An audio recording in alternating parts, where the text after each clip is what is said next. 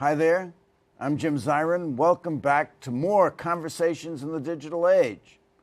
Korea has been, for the past 70 years, a country divided.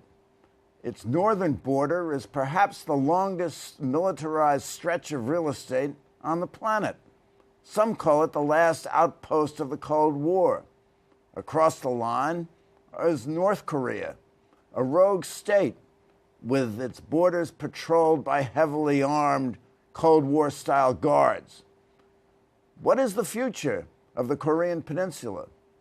Here to discuss it with us is someone in a position to know. He is Colonel Clint Highnote, United States Air Force, who most recently served as the commander of the 8th Fighter Wing in Kunsong Air Base, South Korea. Clint, we're honored to have you with us, and thank you so much for your service. Well, thank you very much, Jim. It's great to be here with you and to discuss the Korean Peninsula on a pretty day in Manhattan. Yes, that's right. Now, Korea and Manhattan. Now, let's start with the U.S. piece. The U.S. military has about 29,000 troops there. They've been stationed there for about 65 or 75 years. What are we trying to accomplish, and how long do you expect that will remain? Well, as you know, we have an alliance with the Korean people, so that would be the Republic of Korea, what we know as South Korea. And the number of troops that we're required to station there due to the alliance is 28,500. So we go up and down a few hundred at a time as we rotate troops out. We also put additional units that rotate through. So right now there's a fighter unit that's rotating through one of the Air Force bases there. So what do we do with all of those troops? And the answer, when I used to go and welcome all of our new people into our base at Kunsong, Korea, I would tell them, you are here to deter. You're here to make sure that the North doesn't come south. You're here to keep the peace. And if you look and see what our record has been since the end of the Korean Civil War, we've kept the peace. And what that has done is it's created space, and that space has been used by the people of Korea, wonderful people who had nothing at the end of the Civil War. And what they were able to do is they were able to take that space, that peace that we were able to provide for them, the umbrella of security, and they have used it to great effect to basically rebuild their entire nation, their economy, their educational structure, their infrastructure, their military. All of it has become, what we've seen is we've seen an incredible advance. In fact, some people call it the miracle on the Han, after the river that runs through the middle of Seoul. And so I would argue that our military alliance has been incredibly successful because it has kept the peace. That peace has allowed the Korean people to flourish, and they've really taken advantage. Now, you were my traveling companion on a recent trip to Seoul, and we met four-star General Curtis Scaparrotti, who's in charge of, I think he wears three hats, the UN force there, the U.S. force there, and the combined U.S. That's exactly Korean force. He has many jobs. Now, he told us that he's 24/7 ready to fight. Yes. And why does it require such a high level of preparedness? Well, so it's a great question, and in fact, the phrase, General Scaparrotti was at one time my boss, and he's the boss of all the U.S. people over in or all the U.S. military people over. Boss of bosses. He is the boss of bosses, and a wonderful leader. And what he and everyone else over there used to say, or the phrase that we used was, we need to be ready to fight tonight. The original Korean Civil War was kicked off by a nighttime raid into Seoul from the North Koreans into the South. And the truth is that we weren't very ready, we being the alliance between us and what was the South Koreans. And ever since then, what we believe is the best way to keep the peace is to be prepared for war. And that takes an extreme amount of discipline, of practice and training, and it takes really a mindset, and that mindset is you have to be ready at any time in case something were to happen. And what we have seen on the Korean Peninsula is provocations can occur quickly without warning, and you never know when you wake up the morning what might come that day. And so for the entire time that I was a commander of one of our 2 Air Force bases over in Korea, what I had to do was get myself into the mindset that I might have to lead my people to go fight. And then I'd have to get my subordinate leaders into that mindset. And we would all together as a team try to get the entire team ready to go. And so every day, that's what we thought about. Even on the weekends, on the holidays, we always thought about what it would take to keep the peace. And we felt like the best way to do that was to be prepared to go to war at any time. Hamlet said the readiness is all. Right. So we have, in addition, as an aspect of readiness, military exercises. Yes. And there was something we just concluded called Operation Key Resolve. That's right. And maybe you can tell us a little about the nature of the exercises and also what is our encounter with the North Koreans when we perform these exercises? Well, the exercise schedule drives a lot of the calendar throughout the year. And there's a really good reason for that. So we just concluded an exercise called Key Resolve. We're right now in the middle of an exercise called Full Eagle. So this is our springtime set of exercises.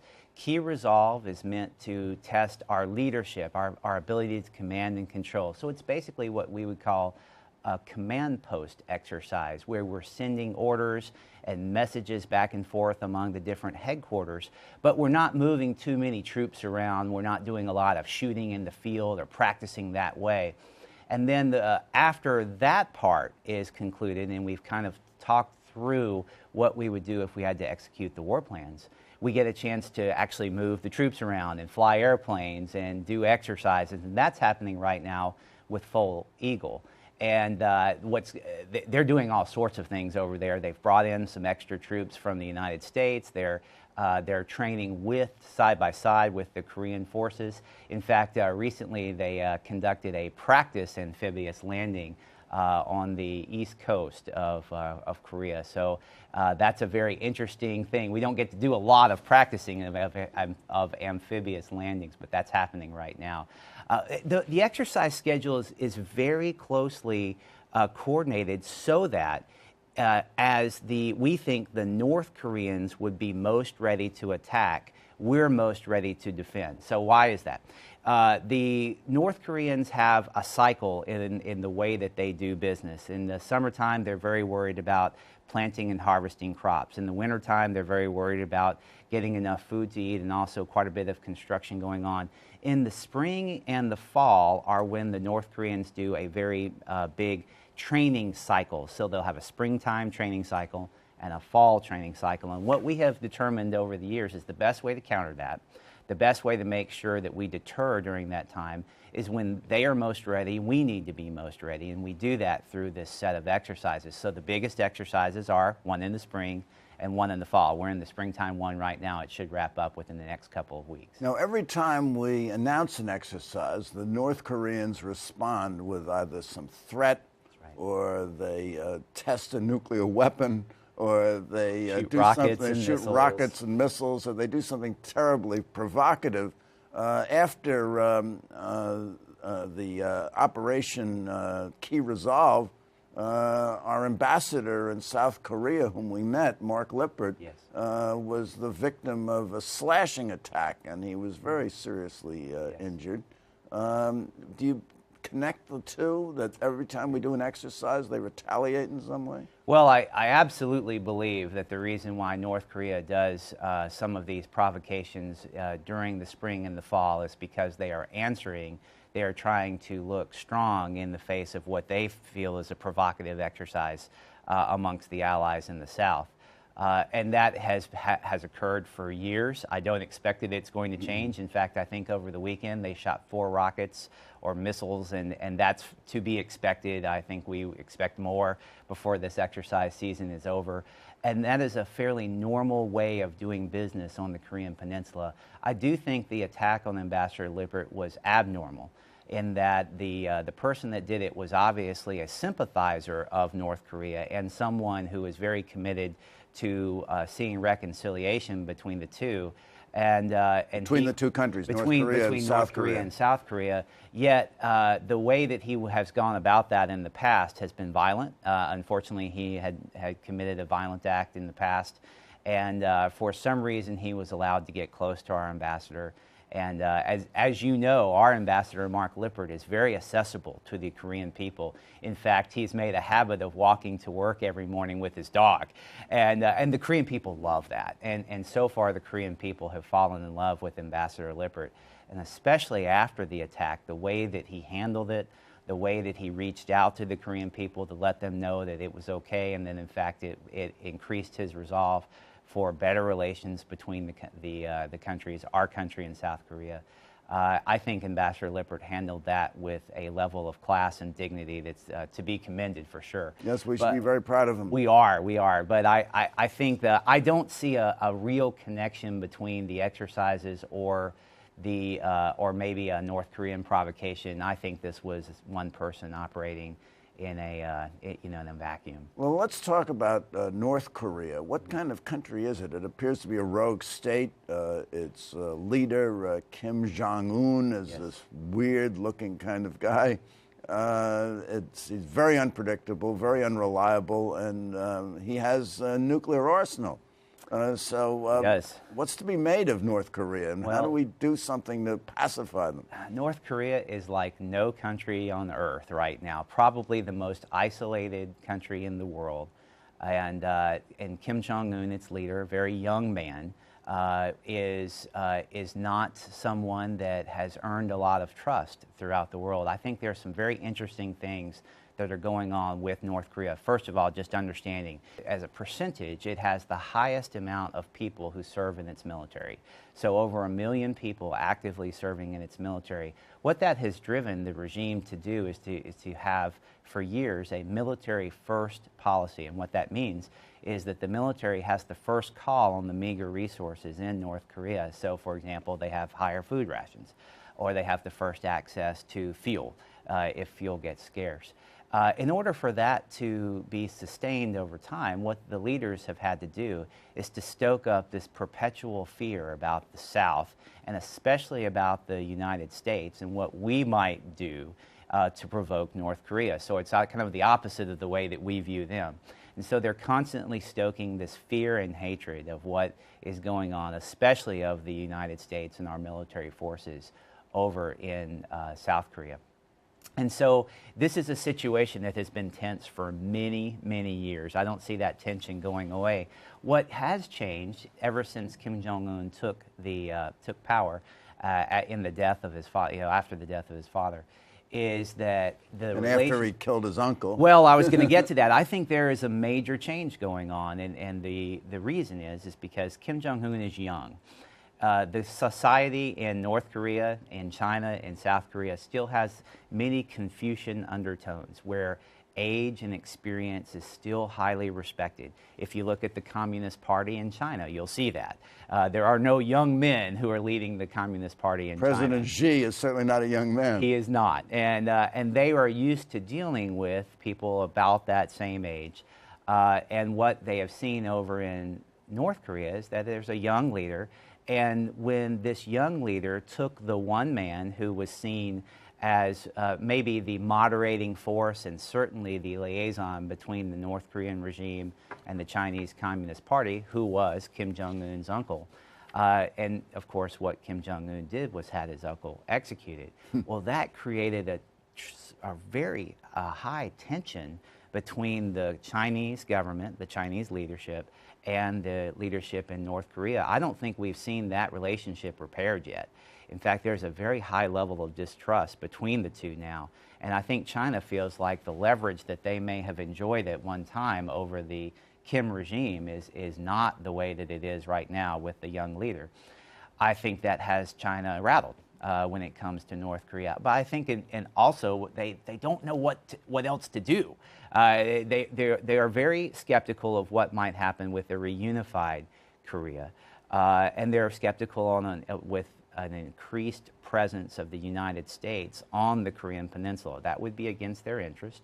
They don't want to see more U.S. troops or more U.S. weapons on the Korean Peninsula. And so they're very skeptical about what might happen the day after, say, a warming between the North and the South. So they're kind of caught between this rock and this hard place. They've got a leader that they're not quite sure what to expect, and he's shown himself to be quite unpredictable.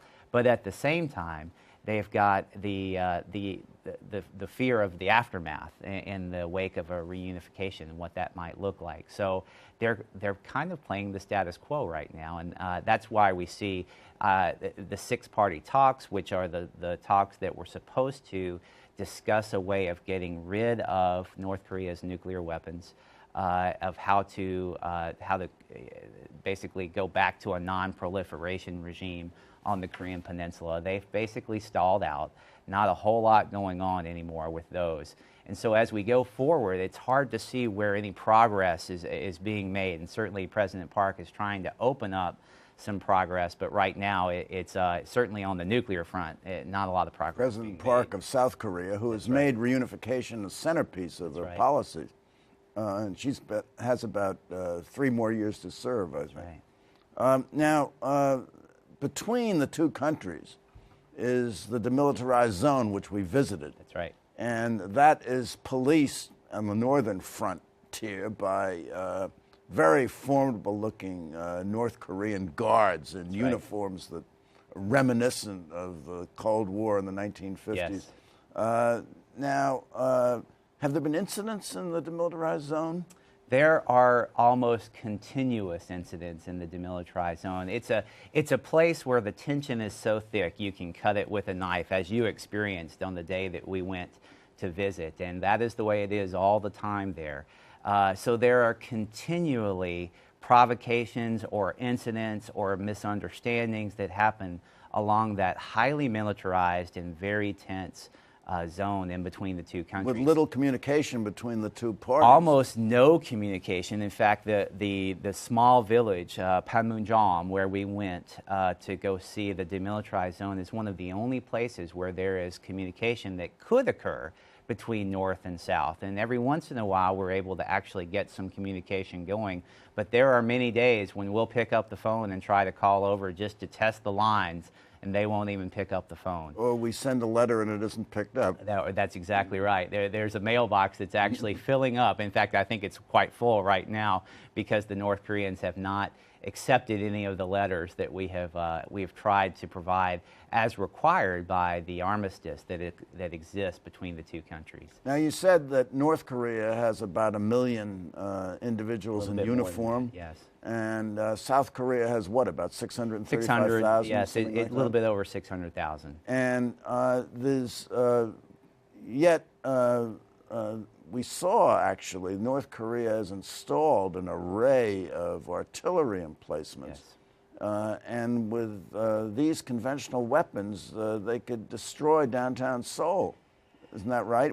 Before we could even get started with some kind of retaliatory attack. So one of the reasons that we believe that we have to have such a high level of readiness to deter North Korea is, in some ways, North Korea has the capital city, Seoul, hostage. It is able to hold it hostage because it has these long-range artillery pieces that can reach, some of the long-range artillery can reach all the way into the center of Seoul.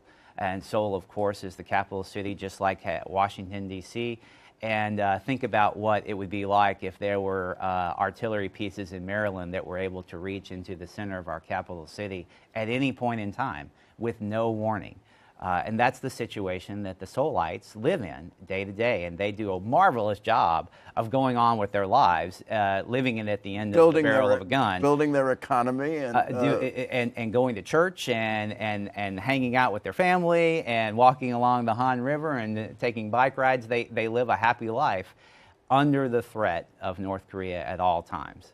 There's been a new military system that's been proposed by the United States, the Terminal High Altitude Area Defense System, yes. THAAD. Yes. Everything in the military is an acronym. Of course. Tell us about THAAD and sure. What's going on there? Well, I'll correct you because it is important in the diplomacy. We have not formally proposed the deployment of a system called THAAD. And you did a good job of talking about, I'm not sure I could even say the acronym or what it means. But what it really is think of it as a high altitude missile defense system. So it would be the umbrella under which you could protect most of the Korean Peninsula. We do not have that today. What we have are a series of medium altitude defense systems. You've probably heard of them called Patriot. We have many of these Patriot batteries that are strung together throughout the South. They're ready at a moment's notice to take and defend against any attack from the north. But because they're medium altitude, they don't have as long of a range. And what it does is it leaves significant holes in the missile defense for South Korea. And it's no surprise then that General Scaparrotti, our top commander, has recommended back to the United States that we want to deploy this THAAD system, which would be that umbrella for all of the Korean Peninsula. And that is going to be a contentious issue, not necessarily because of the military side of this, but what is going to happen is that in fact, China has already been talking about this system. They're not happy with it. And so what it appears to do is this is a diplomatic conundrum for South Korea, for the Republic of Korea. It's like Star Wars, so they're caught between a rock and a hard place. They are very much caught between the rock and the hard place. So their security partner, their only military ally, the United States, says we have this wonderful system that can come over and offer an umbrella of protection, that one additional layer that could really make a difference if we ever had to fight. They've got their number one economic partner and their number one trading partner saying, we're not very comfortable with this because this is something that could provoke or that could raise the stakes, or we just don't want to see more military weapons on the Korean Peninsula. And so they're in this conundrum. And I believe that how they manage their way through this conundrum will give us a lot of insight into the future of what the Korean people will do as they are. I think they're going to be in more and more of these diplomatic conundrums coming in between the United States and their number one trading partner, China. So they'll have to walk the tightrope. I think they will, or thread the needle, some people have said. You taught me about a Korean proverb that characterizes their country as a shrimp caught between two whales. One whale is China. We've talked about China a little bit. And President Xi doesn't like THAAD, and they're going to have to deal with that. But what about Japan? Yes. Which is the other whale. Right. When we left Korea, a leading figure in South Korea said to us, when you go to Japan, tell your friends over there, mind your neighbor. That's right. And they emphasized that their relationship with Japan was never worse. Yes. And that's because of this issue of not apologizing for the comfort women during World War II. So what's the story there? Whoa, it's a big story. Let me start with a historical context because it really helped me as I was thinking through and trying to understand the Korean people, to understand that for years and years and years, they have thought of themselves as this shrimp between two rails. The proverb is, a shrimp will break its back when it gets caught between two fighting whales. That's roughly translated. And what I figured out was that they have always seen themselves as the smaller power between the two big powers. And in the case of Asia, that was China and Japan. And so they have always been at the whim of one or the other and kind of in between, and they've actually incurred quite a bit of attacks as the two big sides have struggled for power on the Korean Peninsula. Now, I found it very interesting that generally when China had dominion over the Korean Peninsula, that was seen as a benign thing. And generally, Korean culture flourished under the dominion of China. However, when Japan was actually exercising its colonial rule over the Korean Peninsula, that was seen as a time of slavery and a cultural genocide. Genocide. Sadly, we are rapidly running out of time, so I have a question for you. Larry Summers says there'll be reunification within 2 decades. Do you see Korea as reunifying anytime soon? I hope so. I want it to. I'm afraid that if it is not reunified in 2 decades, maybe even a decade, that window may have forever closed. And of course, I don't see any reason for hope in the near term. Certainly, our President Park has talked a lot about it, and she has done a lot of preparing for it, and mainly just in preparing the Korean mindset for it, which I think is very important for them. But they're one people that have grown apart, and I think that growing apart has been accelerating as modernity has truly reached into South Korea. And companies like Samsung and LG and Hyundai are leading the charge, really, economically around the world, and some of the best manufacturing that there is. I think they are growing apart when it comes to economy, to philosophy, to language and culture. Right now, South Korea leads Asia in things like popular culture or art. So not anytime soon. I don't think anytime soon, and I'm afraid that if it doesn't happen, I see the sweet spot at about that 5 to 10 years, and if it doesn't happen then, I'm afraid the window might be closed. This has been just marvelous, Clint. Thank you so much for coming by. It's great to be with and you. Thank you for coming by. Tune in next week for more Conversations in the Digital Age. I'm Jim Zirin. All the best. Take care, and please visit our website at www.digitalage.org. That was just terrific. Great.